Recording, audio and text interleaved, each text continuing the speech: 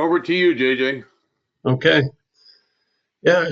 Good morning, everyone, and welcome to the first edition of the Energy Light Workshop. And we put this program together through the Canadian Coalition for Green Healthcare and Healthcare Energy Leaders Canada. My name is JJ Knott, and I work with both of those organizations. And I'd just like to recognize some funding contributions from the IESO, which is the Independent Electricity System Operator here in Ontario, towards development of this course, and our key sponsor, Train. So instructors for today, our key instructors are Stephen Dixon, and I know just about everybody on this call, I'm sure, knows Stephen. He has, for over 39 years, provided energy management service to a diverse range of industrial, commercial, institution, and utility organizations. And Stephen is definitely broadly recognized as a leader in energy management training. His focus is simple: to empower all that he works with to use energy more effectively by developing individual skills, organizational best practice, and providing tools for energy management. And Stephen, I think you just won an award for your work, haven't you? Oh, I was hoping nobody would notice that. Yes, I did. I can show it to you if you want, but it's the CE award for development of energy engineers and energy managers. So yeah, thank you, JJ. Through the Association of Energy Engineers, so congratulations on that.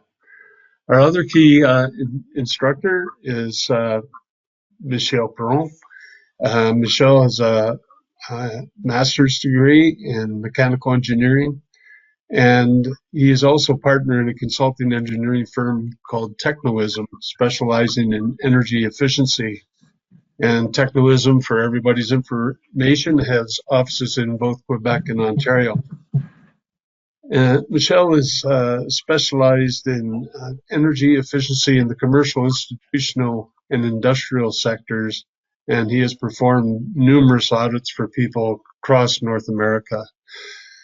He's also developed training modules for large corporate clients to ensure persistence and savings, something that we're all very interested in.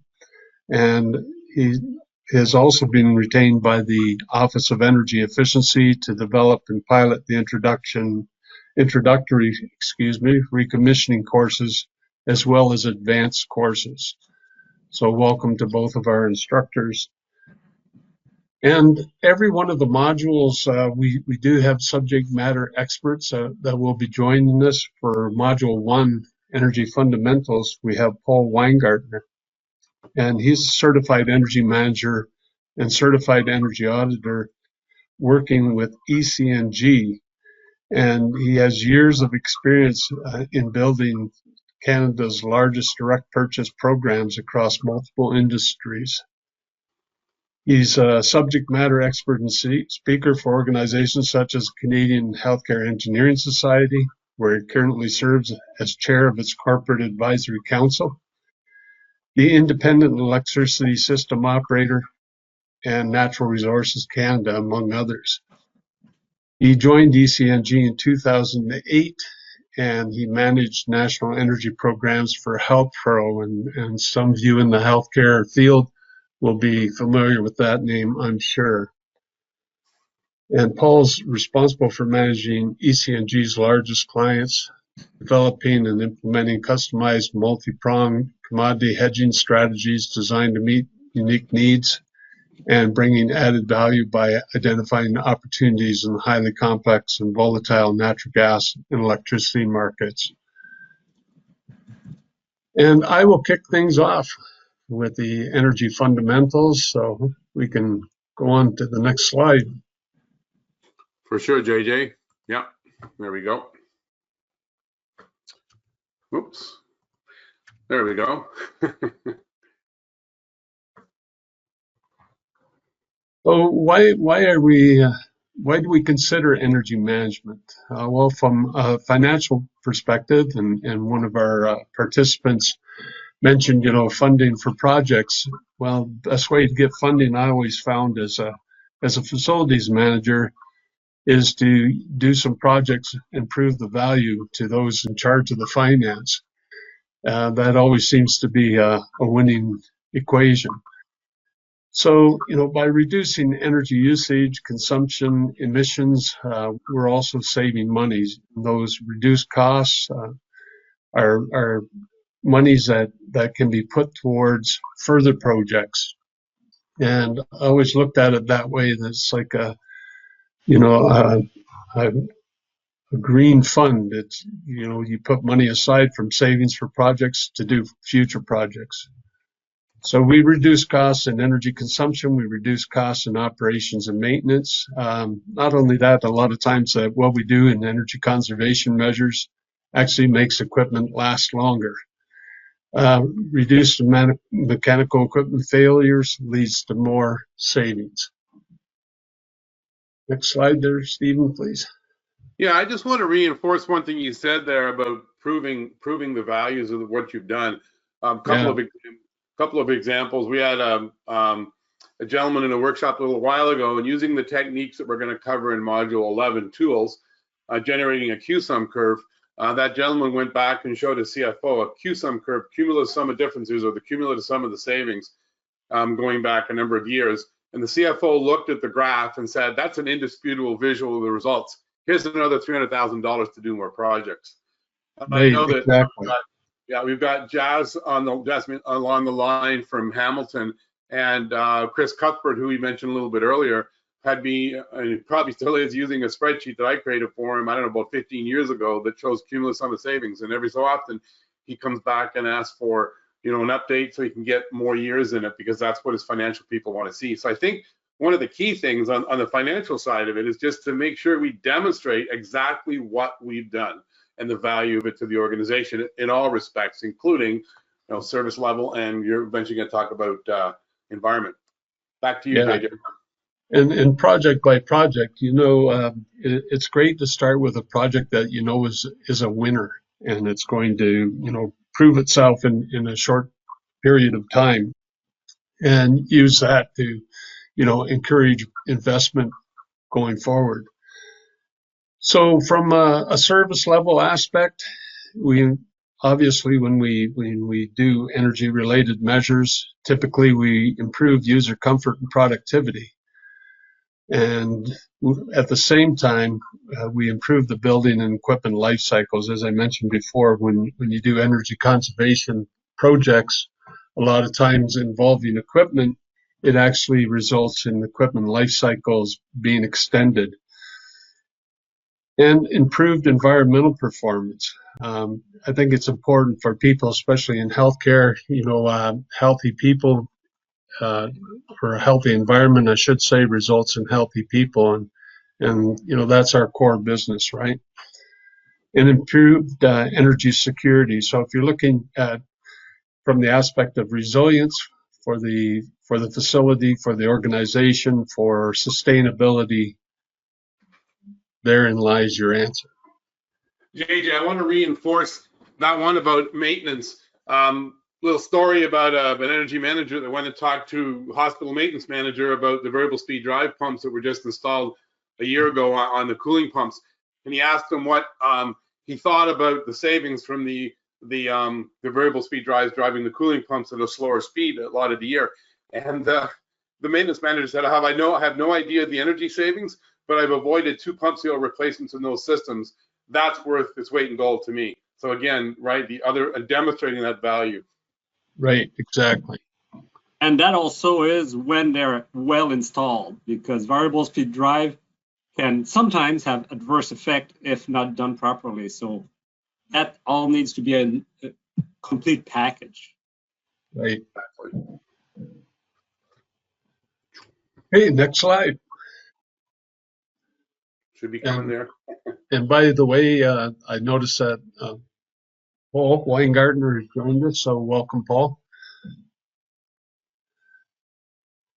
So from a sustainability standpoint, energy management, well, there's that aspect of enhanced climate change resiliency and adaptation. So when we look at the severe weather events and other natural occurrences that are happening around us nowadays due to climate change, I think it's important for our facilities to start looking at what they can do to build their resilience, and at the same time that builds on their sustainability.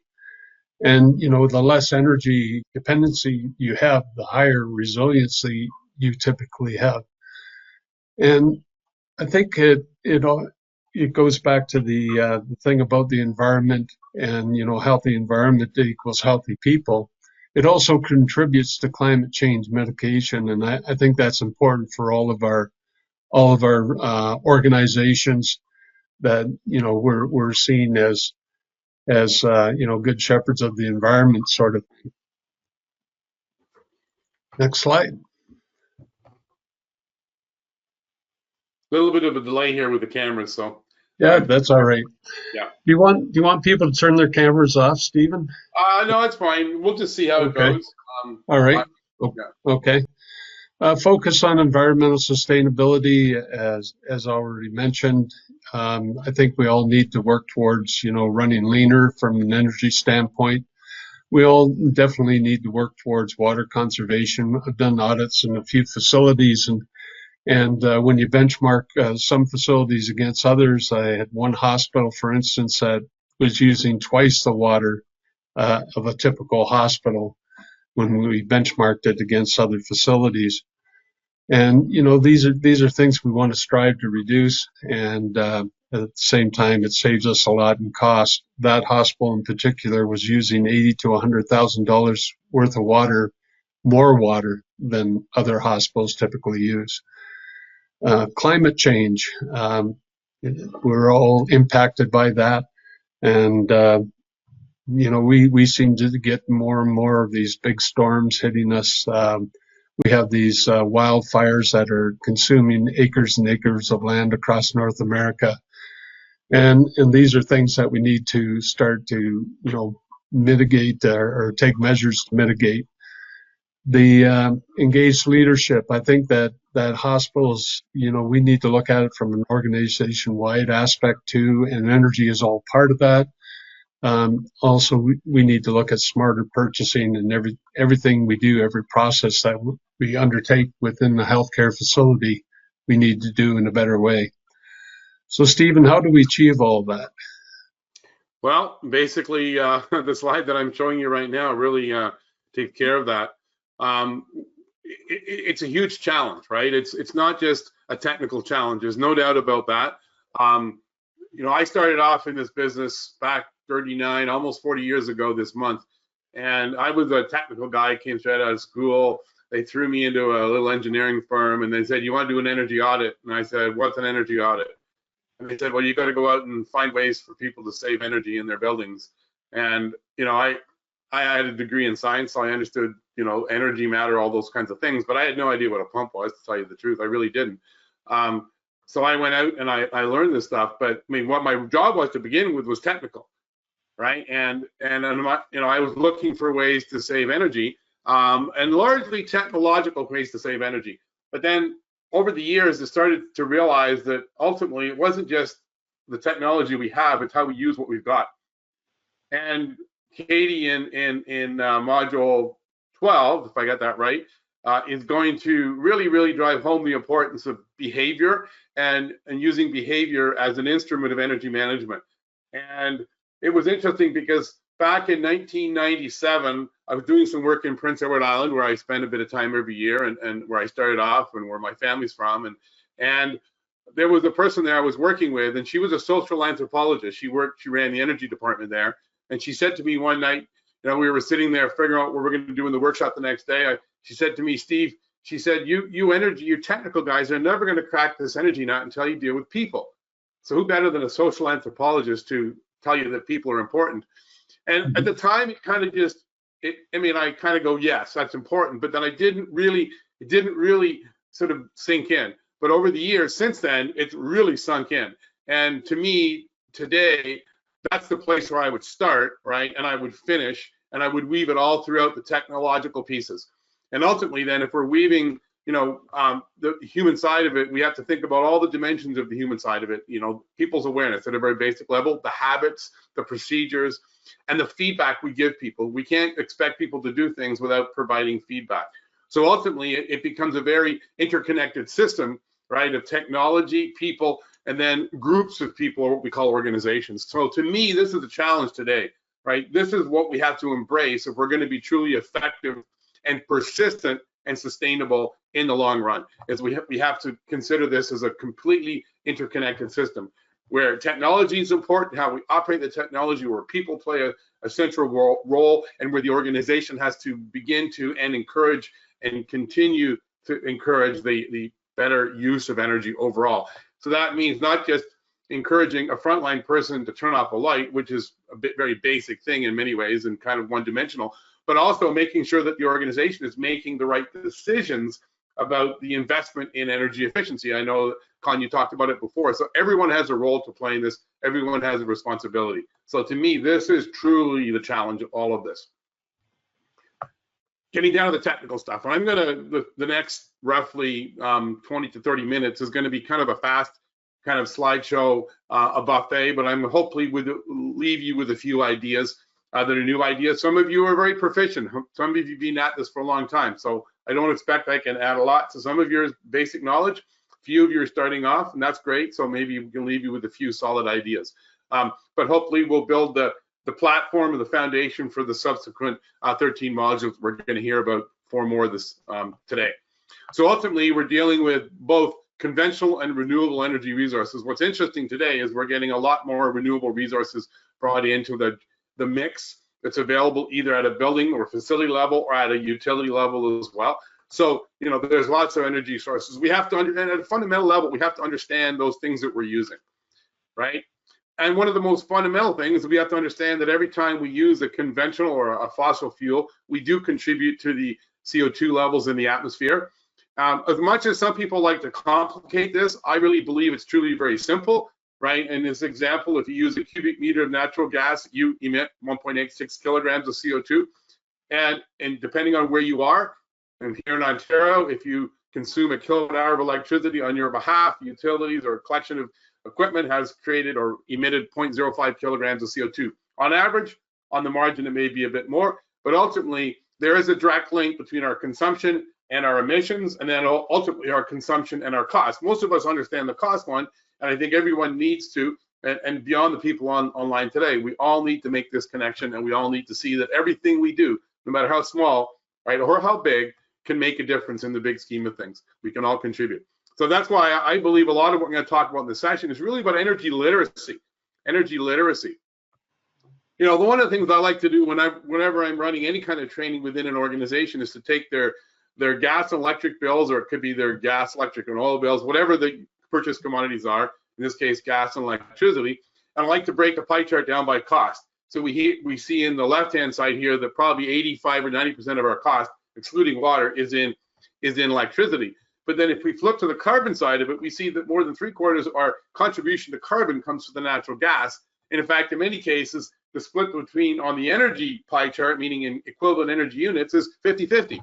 So we have, what does this say to me? Well, if I save money, I'm not going to save carbon. No, what it says to me, I can save money on electricity and I can contribute then to carbon reduction projects. So I need to look at things that do both.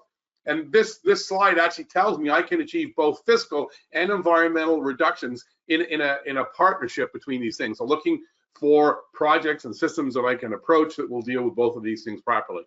Ventilation is a great example of that, right? Where we're moving more air and we're moving it inside and outside of a building, we've got to control it. Clearly, we have to meet the requirements. That's never a question in my mind. We always meet the requirements, and Michelle will speak to that one, I think, pretty strongly as well. But ultimately, we have to make sure that we balance the usage against what's really required. And I have a fancy word for the first priority: energy we don't need to use, and it's waste. And we'll get to that one in a few minutes. Now, when it comes to energy literacy, I'm not going to go through this. Quick word there. I had a little chat with somebody asking why hydrogen is not part of the list of energy, and knowing if hydrogen is a renewable source. My answer was hydrogen by itself, I don't consider renewable unless it's made from a renewable source. And the reason we don't list it is that in North America, and I was pointed out the fact that it may be used somewhere else, in North America, hydrogen is not a common fuel source. That's right. And a lot of the hydrogen that we have today is actually cracked from methane.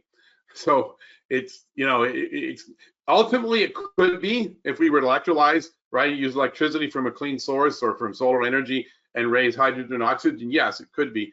But right now, we're in a very infancy. There are companies that are staking their future on this too. So it's kind of one that we have to wait and see. But yeah, it kind of was conspicuously missing. So when it comes to a typical set of purchase commodities like electricity and natural gas, I always like to get the terminology down. I'm going to leave this one with you, and when we send this material out, you'll get this. But this is the way that I organize all the terms, because I hear every day people misuse the terms. Sometimes people interchange the kilowatt and the kilowatt hour, right? And a kilowatt hour is truly the product of kilowatts times time. And that tells me that the best projects are going to save lots of kilowatt hours are going to be the ones that save energy, or basically save for a long period of time. Right? On the other side of my electricity bill, then I have those things called kilowatts. And ultimately, I have some complicated things called power factor and KVA. We'll talk a little bit about that later. But basically, you know, some of these things are consequences of how we purchase electricity. In fact, the KVA and power factor has nothing to do with energy. It has everything to do with the cost on the left side of our electricity bill. So we got the left side and the right side, and I'll let you think about what the names for the left side and right side are.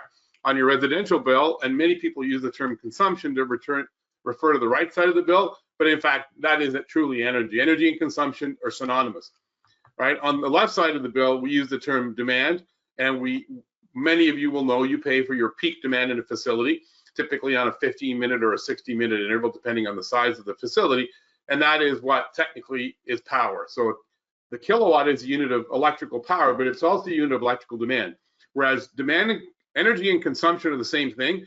Demand and power are not, because power is instantaneous. I have an instantaneous power meter right here, right?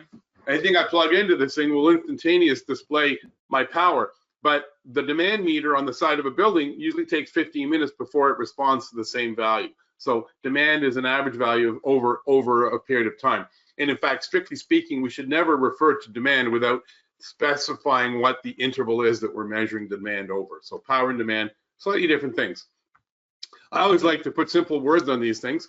If I'm talking to people, I like to tell them that we pay on the left side of our electricity bill for how fast we use it, and on the right side for how much we use. And many of us know too, today here in Ontario and maybe other jurisdictions, that when we use it, right, actually determines the price. But when we use it also determines if we're using it all at the same time, and hence that contributes to the how fast side of it. I can break this down a little bit more. I can say that how much is equal to how fast times, and if you're thinking how long, you'll be correct, right? How long we use something for. And ultimately then, how big the device is, right? And how many of them we have operating contribute, to how fast. Maybe I'm speaking too fast here. When you think about it, you know, we can all think about how big a device we use is, how many we use, how long they run for, when they operate for. That's all something we can all do. But you know what? Your automation systems are making decisions about how big the device is, how many we use, when we use them, and how long they run for. Interesting. A variable speed drive simply controls or determines how big a pump or a fan is based on our requirements, so how big. So all these simple words actually represent, I think, with fidelity, truly what we have to do underneath to reduce the amount of energy being consumed overall. A few more things to throw on here. A cubic meter of natural gas is not a unit of energy, but it contains approximately 10.5 kilowatt hours. When we're benchmarking, we need to know that, amongst other things. And ultimately, we have many, many units of energy, the joules and the BTUs. And I always like to say, I once asked, does anybody have a visual for a BTU?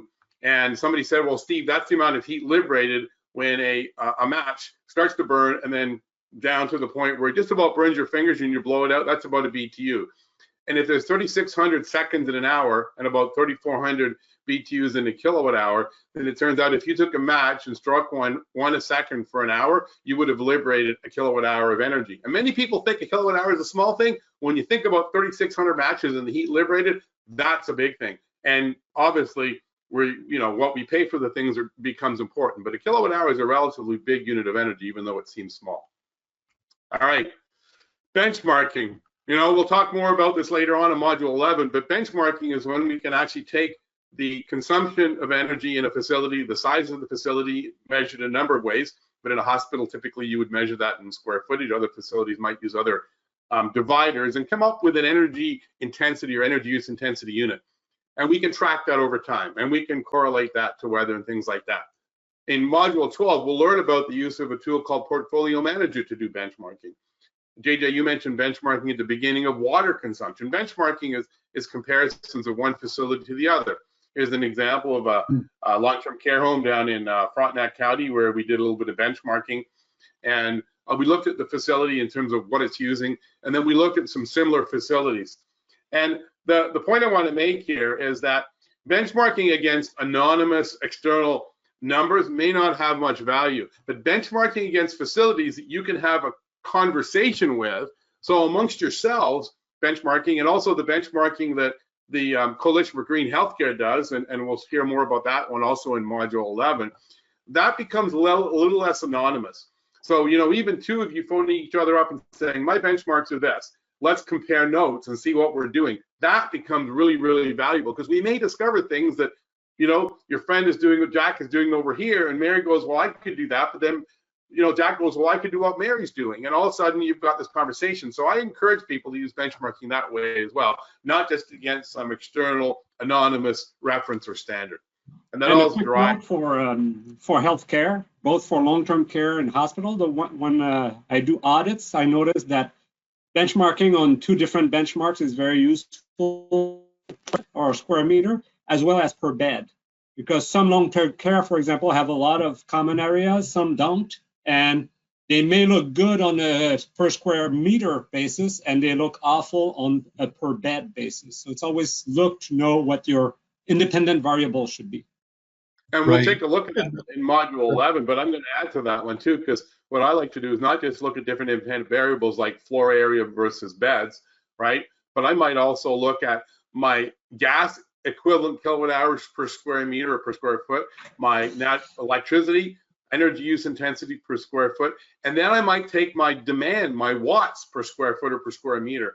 And by breaking the benchmarks down that way, it goes even further. You know what? We haven't even added a meter here. We've just taken meters that we have when we've taken and disaggregated that. So just using an overall benchmark may actually be limiting, but we have a lot more we can do with it.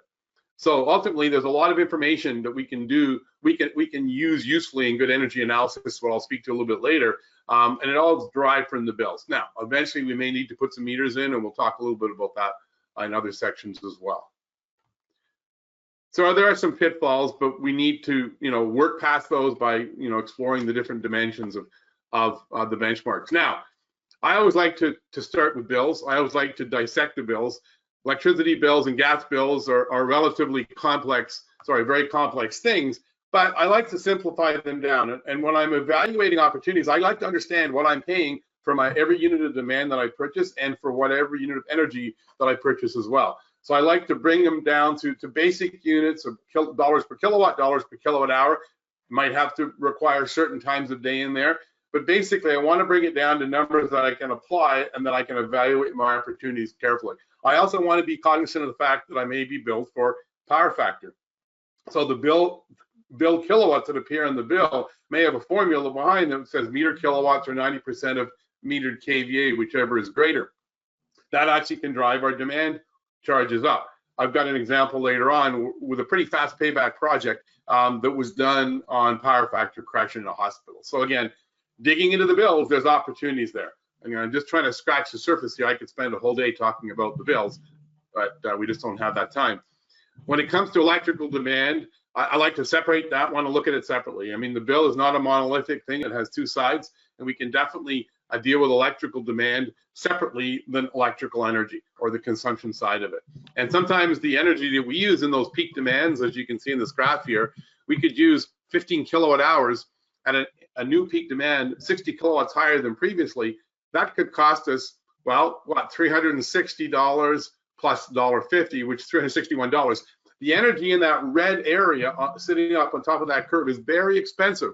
And that happens anywhere in this country, not just in Ontario. In Ontario, we may pay a different price for every hour, and maybe in Alberta. But in other parts of the country, your demand charges can be equally as expensive. I know in Nova Scotia, on a rate 11, which typically where a hospital would be, you're probably paying close to $16 or $17 a kilowatt. So it's worth going back and enumerating that bill and understanding what you're really paying, and then understanding just how valuable looking at your electrical demand is. And this is essentially where power factor may fit, and demand control and other things as well. So it's good to have things we can do. It's really important to know how much impact those things can have. Understanding the rates and what you're paying is so important. Natural gas, it's a little simpler in some ways to understand. I mean, I know Paul's going to speak to some of this later on, but you know, it's worth, again, diving into those bills and really looking at them, understanding the bills. Certainly, I mean, you can work with the utility representative, but there are people around, like Paul, who'll talk later, that really work with you to understand what opportunities might lie within your bills beyond just reducing the consumption, but just in some places. One of the first things I ever did when I did an energy audit, I went to a gentleman's store, and he said, well, what are you going to do to save me some money? So I looked at a bill I had in front of him. I realized he was on the wrong tariff, and I flipped him over to another tariff, saved him $5,000 for one phone call next year, and ultimately, I mean, that was 20% of his bill. So there are, that's kind of a stellar example, but there are other examples like that where, you know, looking at the bills properly and really understanding them can really lead to opportunities, especially if you've got a number of smaller facilities that you're responsible for. Some of those things might not have been looked at carefully. A large facility where everybody's really focused on it, yeah, maybe not so much so, but even then, there may be opportunities. I like to understand, well, where all the energy is going. This is the example from that home up in Frontenac County. You know, the first thing I'm going to do when I look at a facility is make sure I know where it's all going to the extent that I can. You know, not looking at the whole bill as just one big thing that, okay, we got to pick away at it. Because, you know, if I know that, you know, 63% of my gas consumption is building heat and there's only 10% of the laundry, then I'm going to start to think about where I'm going to put my efforts, right? Now, maybe that 10% of the laundry is more manageable than the 63% in the building heat, but at least it allows me to start to focus it and really break it down. So energy audits are a good thing from this point of view if they provide you this information properly. You know, there's a lot of poor energy audits, but a good energy audit will give you, well, it'll look at your bills closely, it'll look at your demand, but it'll also look at where your energy is going before it even starts to suggest where the opportunities are. This establishes a sort of a really solid foundation for building a list of opportunities or things that you can do to save your cost and your energy within a facility. I have one question. Sure. I just want to go back a little, and there was a term called the global adjustment, and can you explain what was that global adjustment charge or something? Yeah. So where are you located, please? In Hamilton, Ontario. So you're in Hamilton. Okay, so that's Jasmine. So the global adjustment is it's a complicated beast, but basically there are two ways that one element of your energy charge is levied. If you're a small consumer, so if you're a hospital below 1,000 kilowatts, then you would be paying the global adjustment based on a certain number of cents per kilowatt hour. And over the years, it's varied from 2 to 16 cents. I'm not even sure what it is today. I know Michelle maybe can look it up. But so what it is it's a true up. When the utility goes through the process, or sorry, when the ISO goes through the process of establishing the price on an hour-by-hour basis here in Ontario, the bidding process results in the actual real-time price being less than what they need to collect to pay for all the energy because of the way certain large producers or large generators are contracted for their energy supply at a fixed price. So ultimately, what happens is that at the end of the month, the ISO has to make an adjustment. And that adjustment has to be distributed across all the bills. So if you're a smaller customer, what we call Class B, below 1,000 kilowatts, you'll pay a certain amount per kilowatt hour, whatever they think the global adjustment is. If you're a Class A customer that is above 1,000 kilowatts, then typically you'll pay based on your contribution in the last year to the 5 top peaks that are out there. And that amounts to about basically $100 per peak or $500 per kilowatt per year. So it's a complicated thing. I mean, in your case, I think, Jasmine, you would probably be a Class A customer, in which case you would be paying this a good chunk of your energy cost would be levied on the basis of your contribution to the 5 top peaks previously. Stephen, yes. Maybe we can ask Paul Weingartner if your experience with Class A and Class B. There's still a lot of hospitals I know that are listed as Class A customers, but have some opted out of that category? No, so most hospitals, there's probably about 50 or 60 in the province that actually are eligible to participate in the Class A. And I would suggest the majority of them continually move in that direction, just simply by the fact that, they typically benefit about 10% reduction in their global adjustment costs just by Right. simply opting in. So, and if they're able to play the Class A game, as I call it, and shave their peaks, they can obviously make that a lot more lucrative for their facilities. So ones that are Yeah. eligible definitely play the game and benefit from it. Yeah, Yeah, and so if you're a Class A customer, you really have to keep an eye on peak demand periods and that sort of thing, and make sure that you're adjusting your demand accordingly. You got it. Yeah, absolutely. so something I want to point out about that, if you're a Class A customer and you're building these 5 top peaks, a lot of people get focused on reducing those 5 top peaks. You're not quite sure where they're going to occur. There's a whole science to that. But one of the things I can tell you, if you take a kilowatt off the bottom of your curve, you're going to bring all of those peaks down by a kilowatt. So when it comes to Yeah. evaluating the impact of an energy project, which also reduces your peak demand, like replacing lighting, dropping 10 kilowatts out of your base load for lighting, that's going to be $5,000 off your global adjustment in the next year. So ultimately, when you're on Class A, a lot of people seem to diminish the value of energy projects that also reduce peak. They don't, right? Because if you can pull that demand off the bottom, you're guaranteed. It's not like target shooting. It's like that's a guarantee. So like Right. Paul said, Completely agree. yeah, there's some good opportunities there. Absolutely, and I think too, the name of the game is to flatten your demand curve, right?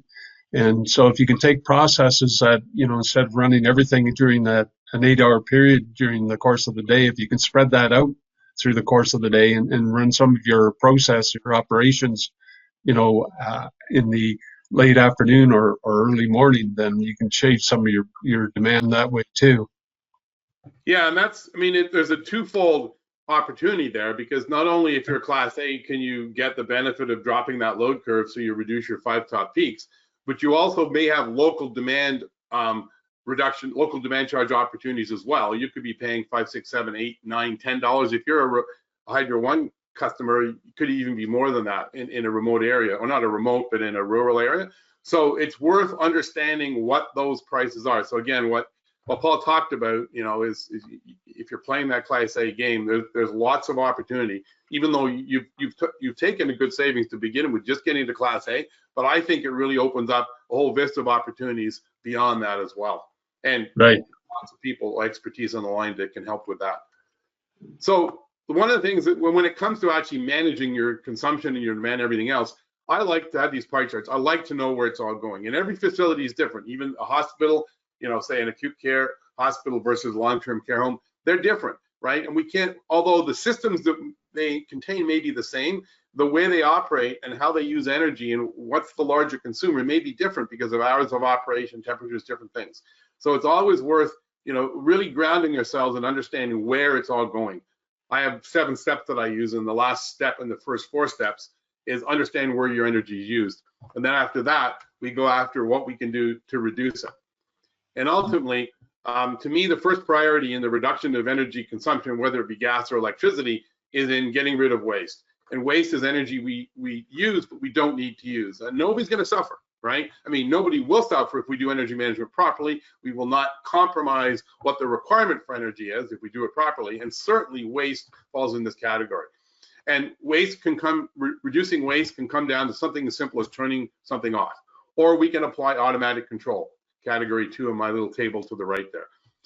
Ultimately, this behavior change, again, looms big in this one, because at the end of the day, even to the point of how we maintain systems, right? The efficient operation of systems, the operating conditions, the filters, the alignment of things, that's a behavioral piece too. It's a maintenance piece, but making sure that our maintenance people understand the importance of this and building it in. So it's not just a matter of keeping it running, it's keeping it running efficiently. And there's something I've learned over the years is maintenance equals reliability equals efficiency. And those 3 go together. So again, not just are we going to get efficiency, but we're going to get a reliability. Many, many times I know that where something has become more efficient, it also has become more reliable. And ultimately, we need to look for those opportunities. So I always like to say, show me your most unreliable systems. I bet you will find a way to save energy, and we'll probably find a way to make them more reliable in doing so. So again, looking for reliability issues and asking ourselves, are these maybe some lurking energy or efficiency issues in behind? Ultimately, I think the priority here has got to be to the operational side, waste first, and then moving towards the technological side. And again, waste first, which is things like control. Michelle's going to talk a lot about the impact of control and automation, and eventually then replacing equipment with more efficient equipment. The first thing I'm going to do is not say, put a new fan, put a new boiler, put a new motor in there. It's more about how we use the things that we have already. And then eventually the last bullet point I have on the left is renewable energy, right? So that's kind of off the table at the bottom. Waste, efficiency, and then renewables fit into supply. But if you've ever been involved in a net zero project, it's all about getting the right balance between reducing consumption to the point that then it's cost effective to put that renewable energy system on to take you to net zero. There's no use in putting a renewable energy system in place to overcome wasteful and inefficient consumption of energy. So to me, it's, there's a systematic approach here. And if you think about that one from a financial standpoint, it also makes sense as well, right? Because the waste is the quote low-hanging fruit. And the renewable energy systems obviously are the most expensive, but if we bundle all this together, we can use that waste and efficiency improvements to pay for the renewables. Again, the strategy in net zero design as well. Reducing natural gas really comes back to managing the end use, right? I mean, yes, it can be the boiler by putting a new boiler in, but many of you, keep your boilers in good condition, you upgrade them regularly as required. So ultimately, where you're going to manage your consumption of heat is ultimately going to be at the point of end use. And then eventually maybe replacing some of that supply from your conventional sources with, well, heat recovery, great area. In hospitals, you've got lots of hours of things operating. You've got energy that has to be used. You've got air that has to be exchanged. That to me is where heat recovery has its greatest opportunities, if applied properly. I know Michelle will speak to that one as well. He's always the guy that says, if applied properly. And that's right, because we've seen so many instances where people have put heat recovery in systems, doesn't save anything. There's a place where it works and there's a place where you think it would work, but it doesn't. I'll let Michelle deal with that one. So again, details and upcoming modules on these things. I'm just going to summarize going after opportunities. If you take away anything from this session that you haven't seen before, waste, efficiency, and then supply. And then my picture here, you might be wondering what this is. This is a long-term care home where there was a smoking shelter outside.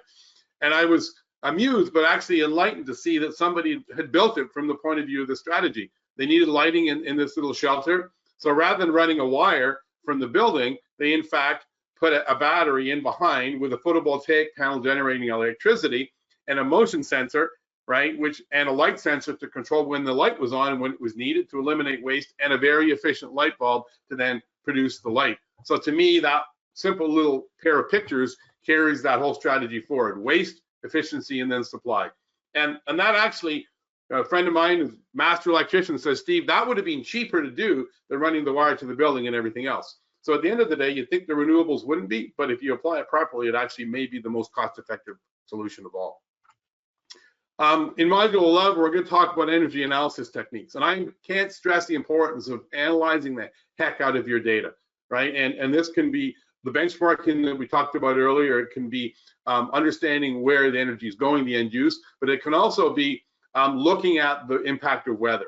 And we'll talk about the tool called Red Screen Expert. If you haven't seen it, you're going to get introduced to it. In fact, I think we're also going to arrange a 90-day license as a result of this session. So you'll get a 90-day access to that tool called Red Screen Expert, which can do nice things like regression and QSUM. Jasmine, you might have seen the spreadsheet that Chris has used in the past.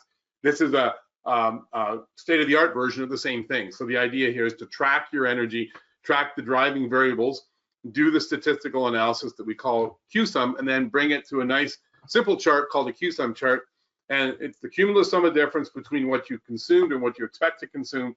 The idea being that if the chart is going up, you're using more than you expect. If the chart's going down, you're doing less than you expect, which is a success. And if the chart is staying constant, it says, hey, we're basically holding the line. One of the best examples that I ever have, that I've used as an example for the better part of 15 years, comes from a hospital where they put a heat exchanger in, and they didn't even realize their savings to begin with. They didn't even know what the savings were. They were realizing they were getting them, but they didn't know. But what they didn't realize was when they maintained that heat exchanger 11 or 12 months in, they made a mistake. And I'll show you that in Module 11. The QSUM catches that, like a cat can catch a mouse. But it's so easy when you do that analysis to see things, to see your savings, and to see when things have maybe hiccuped a little bit, and to catch those things early. So good energy analysis, extremely powerful. Now, when it comes to energy projects, and I'm going to talk about this one later on too, make sure we go beyond simple payback. I kind of use that as a tongue-in-cheek. Simple payback, right? We want to go beyond it, meaning we want to make sure we recognize the savings, not for the 2 years of the simple payback period, but for the 10 years. If we recognize the savings over 10 years and we present it as that, then these projects, rather than saying this project has a simple payback of 2 years, I could say that this project where I invested $1,000 to get $500 a year in saving has a savings to investment ratio of 3.7. That means if over 10 years, that project delivers almost 4 times as much money back to you than you gave it. That's a lot more exciting than having to wait 2 years to get your money back. I'd like to get 4 times of my money back over 10 years. So ultimately, a better way to look at these things. Talking about water, I'm not going to read through all the text on this slide. JJ, you can jump in here too. Water projects, because of the fact that people impact water a lot, those are good projects for behavior change. Katie's going to talk to us about how we can build a behavior change campaign, how we can basically build sustainability around the human side of it. And water projects present a good opportunity for that. I want to point out to you the little graphic on the top right-hand side, right? What do we do to water? We buy it, we treat it typically in some form or fashion, we heat it, we cool it, and then we sewer it, and we pay for all of those things. So when you think about it, it isn't just about the water, it's about all the things that we do to it. Energy and money follows water. So we need to really focus on these things as well. And certainly from a cost standpoint, I think that's becoming more and more apparent in many facilities. Stephen, yeah, go ahead. Stephen, I talked about the hospital that had, when we benchmarked it against other hospitals for water consumption, it was using twice the water that it should have been using.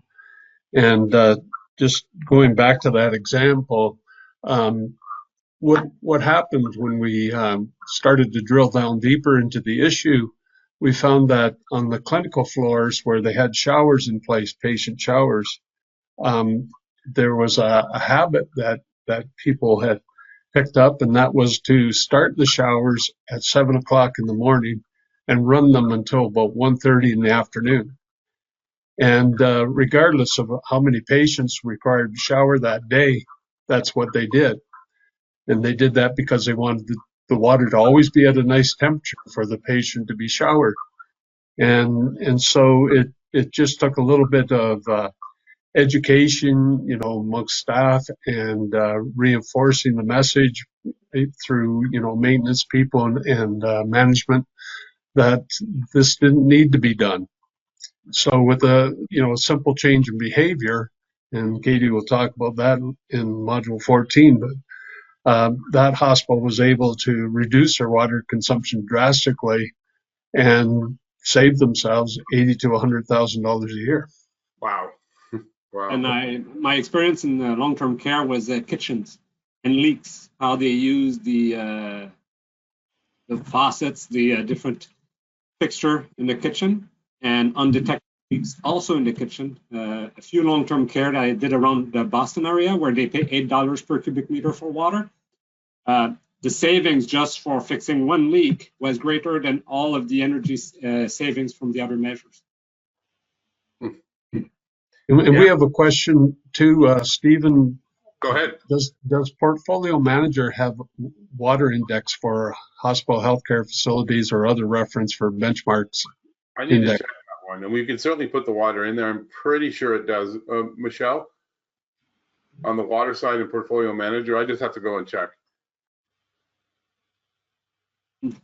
Okay, I'm going on memory, which is not a good thing for me. I don't remember seeing any water benchmarking in Portfolio Manager. I'm not saying it's not going to check, but I don't remember seeing it. Yeah. One thing I was going to mention too for people, for tracking energy use, if you start tracking and on a simple Excel spreadsheet, then that can be migrated into a Portfolio Manager in the RETScreen program. Yeah, actually, I'll talk about that. I'll talk about that too in one of the subsequent modules. So Right. Great, good questions, good interjections there. So I just want to leave you with a couple of quick little case studies, and this is not about saving energy. This is more about, really understanding what opportunities exist within the bill. Here's power factor correction, where what we're doing is we're bringing the power factor into a range, and if you don't understand power factor, we're probably not going to get into that today. But basically, the idea being that you need the volts and amps, right, working together to generate real power to turn a motor, but ultimately sometimes the volts and amps at a circuit level don't work together. So you have a thing called volt amps or kVA and watts or kilowatts, and the utility wants to see those numbers as close together as possible. They say 90% is good. Well, if you have a fairly low power factor, like 79 to 80%, then the opportunity to bring that up over 90% is actually pretty good. So for a $30,000 investment and avoiding $18,000, that's a payback of just under 2 years. These things are good, they work, but you've got to have the right people engineering them. I saw one of my first examples of what I saw in a hospital, a failure of this kind of work, was actually a power factor correction bank that failed in a hospital because of harmonics. So you have to have the right engineering done to ensure within your environment, your electrical environment, you're not going to destroy these things. But they do work. They do work. And there does need to be proper protection installed. But again, any good power factor consultant would be able to help you do that. And finally, and this is kind of maybe one that kind of sort of is a good segue to Paul too, is the idea of, looking at your bills, going back and looking at your bills and understanding where things like meter multipliers were wrong. So even though the meter multiplier is typed in the bill, that may not match the physical installation.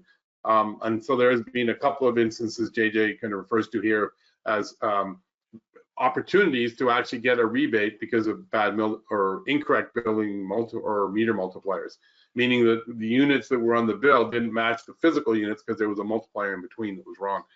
And the other one was with respect to the rebate program.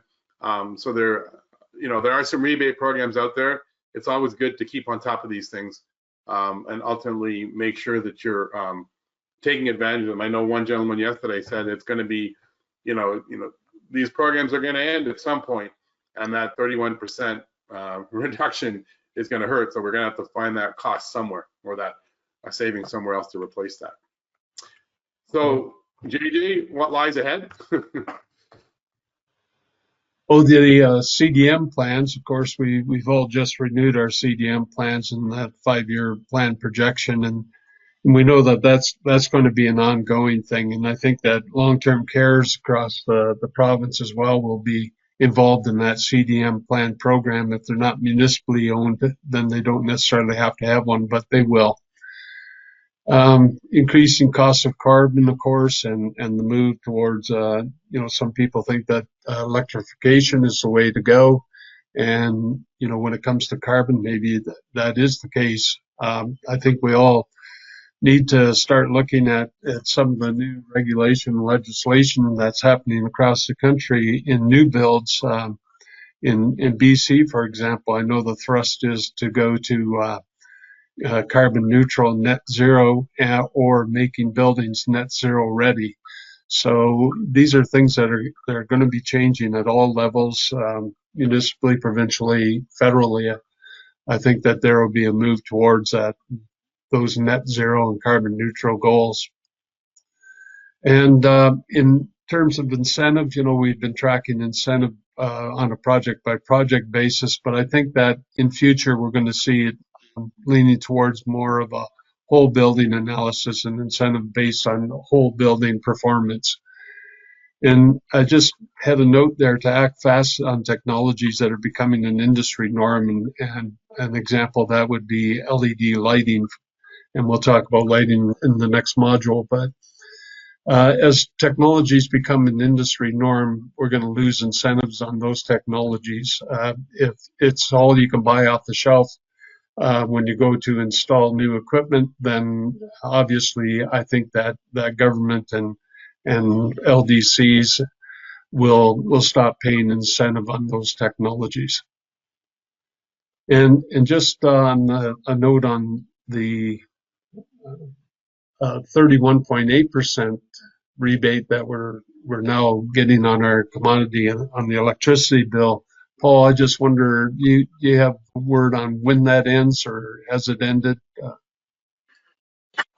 Yeah, so basically, if you were getting it prior to last October, you got a 1-year extension, excluding any licensed long-term care homes. And the nuance there is some acute care facilities are actually attached to long-term care homes, and they share a meter. And unfortunately, they've excluded those, or even acute care hospitals with licensed long-term care beds in them will no longer be eligible for the 31.8%. So for a majority of us, that's disappearing as of October if you were getting it last October. And, you know, it's kind of a bummer, I guess, in some ways. And I'm always a glass half full type person. So I consider, well, we were getting it this whole time leading up to this. So it was really just monies coming back in that obviously are going away, but we were getting it for some time there. So it's a benefit in that way. Great. Well, go ahead, JJ.